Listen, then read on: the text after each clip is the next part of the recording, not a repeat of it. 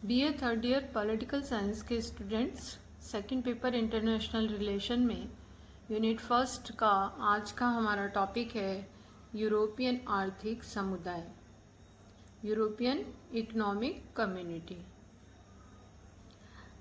जैसा कि हम लोगों ने पिछले लेक्चर्स में भी देखा कि द्वितीय विश्व युद्ध के पश्चात अंतर्राष्ट्रीय राजनीति का परिदृश्य परिवर्तित हुआ, जो यूरोपियन महाद्वीप और उसके देश द्वितीय विश्व युद्ध से पूर्व विश्व की महाशक्ति के रूप में स्थापित थे और जो एशिया अफ्रीका पर अपना औपनिवेशिक और साम्राज्यवादी प्रभुत्व रखते थे, वे ही यूरोपियन देश द्वितीय विश्व युद्ध के पश्चात निर्बल स्थिति तक पहुंच गए।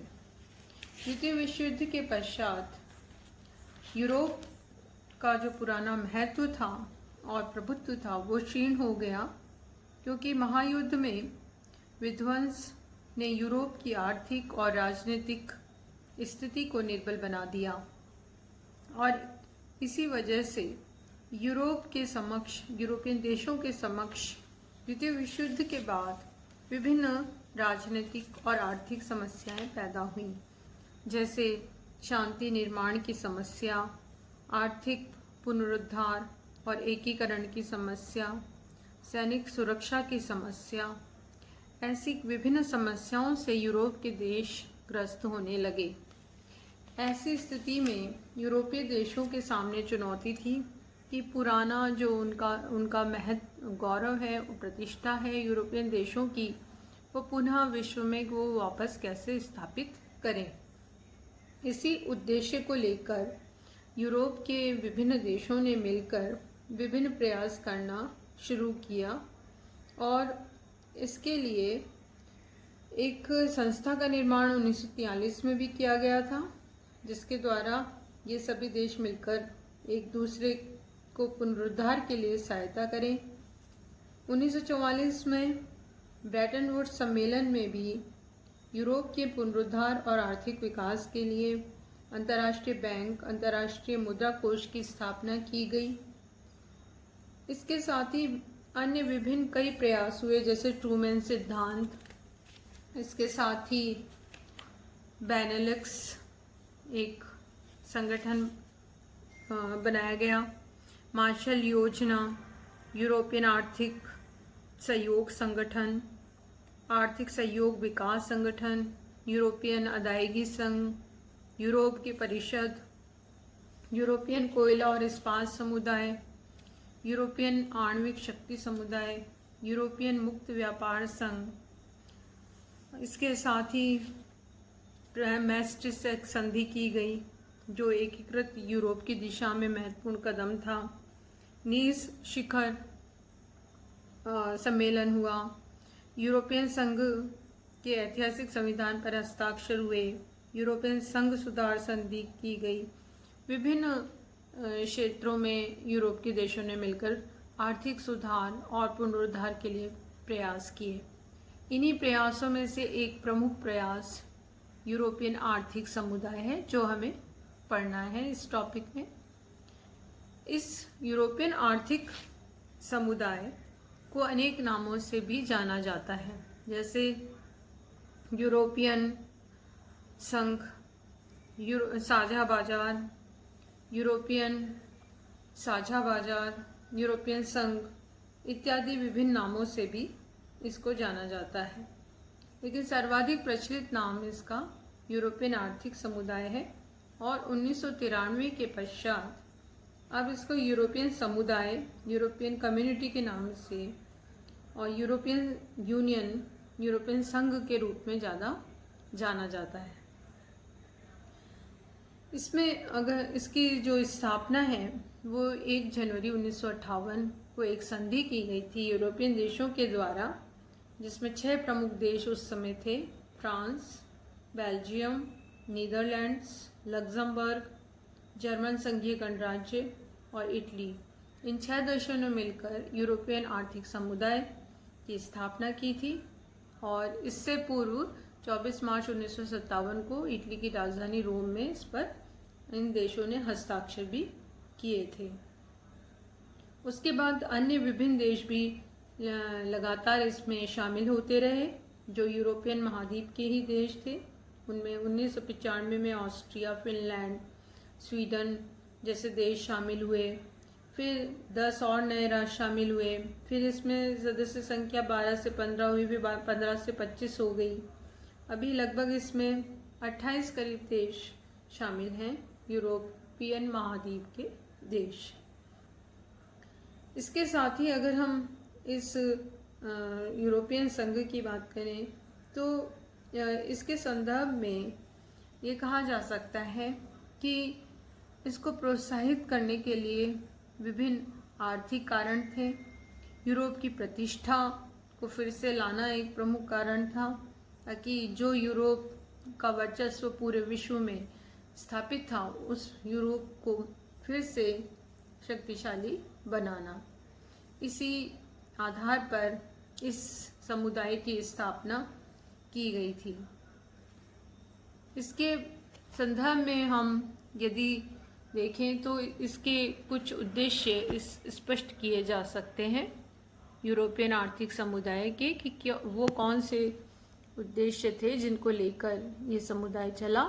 उसमें अनुच्छेद जो इसका 2 है, उसमें ये उल्लेख है कि यूरोपियन आर्थिक समुदाय को का उद्देश्य होगा कि एक साझा बाजार का निर्माण किया जाए और आर्थिक नीतियों में सभी देशों के बीच समानता हो, ताकि सभी मिलकर काम कर सकें, सतत और संतुलित प्रसार हो, बढ़ता हुआ स्थायित्व हो, रहन सहन का स्तर तीव्र हो और सदस्य देशों के बीच आर्थिक संबंध बढ़े। इसके कुछ उद्देश्य इस प्रकार हम देख सकते हैं कि सभी विवादों को जिसकी वजह से यूरोप विभाजित है उसे दूर करना, यूरोप की प्रतिष्ठा को फिर से स्थापित करना, आर्थिक शक्ति के रूप में संयुक्त कार्यवाही द्वारा यूरोप के लोगों की कार्य स्थिति, रहन सहन के स्तर में सुधार करना, अव्यवहारिक और पुराने व्यवधान जो भी हैं उनको दूर करना, छोटे छोटे बाजार जो हैं उनको एकीकृत करना, तकनीकी विकास करना और बड़े पैमाने पर उत्पादन करना और यूरोप के संयुक्त राष्ट्र का आधार प्रस्तुत करना। ऐसे विभिन्न उद्देश्यों को लेकर यूरोपियन आर्थिक समुदाय की स्थापना की गई। इसी प्रकार यदि हम इसके कार्य देखें, क्रियाएं देखें, तो अनुच्छेद 3 में यूरोपियन आर्थिक समुदाय के कुछ कार्यों को भी स्पष्ट किया गया है, जैसे सदस्य देशों में वस्तुओं के आयात और निर्यात से तटस्थ शुल्क और मात्रात्मक प्रतिबंधों को समाप्त करना, अन्य व्यवधानों को समाप्त करना, गैर सदस्य देशों के प्रति एक सामान्य तटकर और सामान्य व्यापारिक नीति को अपनाना, सदस्य देशों के अंतर्गत व्यक्ति, सेवा और पूंजी की गतिशीलता और समस्याओं और व्यवधानों को समाप्त करना, एक सामान्य कृषि नीति का निर्माण करना, सामान्य यातायात नीति का निर्माण करना और एक ऐसी व्यवस्था का निर्माण करना ताकि साझा बाजार विकसित हो सके, और वो सभी व्यवस्थाएं करना ताकि सभी देशों के बीच आर्थिक नीतियों में समन्वय हो सके और भुगतान असंतुलन दूर हो सके। यूरोपियन देशों के बीच ये विभिन्न कार्यों को निर्धारित करते हुए इस समुदाय में देखा जा सकता है। इसी प्रकार इस संधि के संगठनों का भी हम अध्ययन कर सकते हैं। इसके विभिन्न संगठन हैं जो कार्य कर रहे हैं और उनका उल्लेख अनुच्छेद 4 में किया गया है। यूरोपियन आर्थिक समुदाय के जो प्रमुख संगठन हैं उनमें एक है महासभा, एक दूसरा ऑर्गेनाइजेशन है परिषद, तीसरा है आयोग और है न्याय सभा। इसके अंतर्गत अगर हम देखें तो महासभा के सदस्य समुदाय के सदस्यों के प्रतिनिधि होते हैं। इसमें कोयला इस्पात समुदाय, परमाणु शक्ति समुदाय, आर्थिक समुदाय के प्रतिनिधि सम्मिलित हैं। दूसरा, यदि हम परिषद की बात करें तो इसमें सभी सदस्य देशों के एक एक प्रतिनिधि होते हैं और हर सदस्य सरकार अपने प्रतिनिधि की नियुक्ति करती है। यह समुदाय का मुख्य कार्यकारी अंग है और ये विभिन्न देशों के बीच आर्थिक नीतियों में समन्वय करता है। तीसरा, आयोग, ये एक महत्वपूर्ण प्रशासनिक अंग है। और चौथा, न्याय सभा, जो 7 सदस्य इसमें होते हैं जो संधि की व्याख्या करने के लिए होते हैं। इस प्रकार 4 इन संगठनों के द्वारा इसका संगठन निर्धारित हुआ है।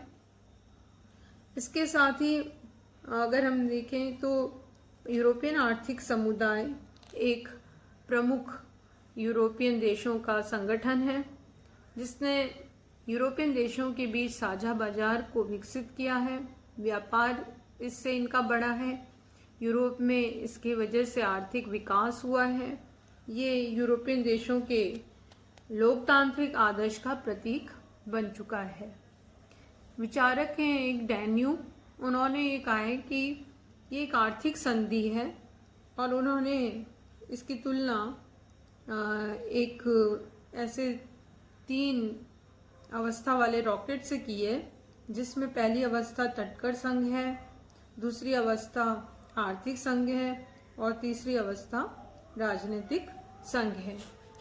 इसी प्रकार एक और विचारक हैं गैस्टन थॉर्न, जिन्होंने भी ये माना है कि यूरोपियन आर्थिक समुदाय काफ़ी सफल रहा है क्योंकि इसी के आधार पर यूरोप में एक एकीकृत आर्थिक नीति का विकास हुआ है और इनमें यूनिटी आई है और ये मुक्त व्यापार के आधार पर इनमें वापस से विकास, आर्थिक विकास की स्थिति पर ये पहुंचे हैं।